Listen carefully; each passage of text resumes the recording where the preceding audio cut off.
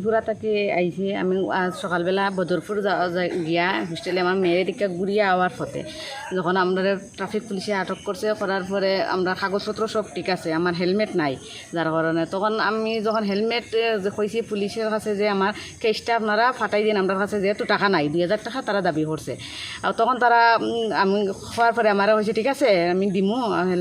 আপনার বাইকটা আমরা কেস পরে আপনি কিছু খারাপ প্রস্তাব দিছে আমারে, যদি এটা মানেন আপনি তাইলে আপনারা রাত্রে আপনি আপনার বাইক নিয়ে যাইবে, আপনার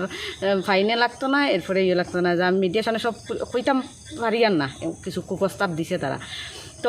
তখন রাগে স্বাভাবিক যে কোনো মহিলাও এরকম কুপ্রস্তাব শুনলে বা এগুলো উত্তেজিত হওয়ার কথা, তখন আমি রাগে কিছু উত্তেজিত হইয়া তারারে কইছি যে আমি থানায় যাই মামলা করবো, কারণ আমার একটা মান সম্মানের প্রশ্ন আছে। আশপাশে সাংবাদিক আসলা 2-3 জন, এরপরে আরও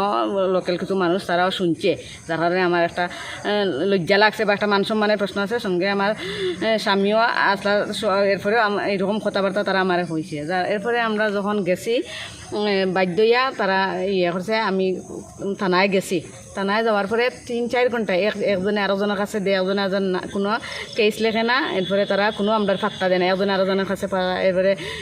অফিসার নাই, প্রায় 2 ঘন্টা 3 ঘন্টা আমরা থানায়, আমি মহিলা মানুষ বইয়া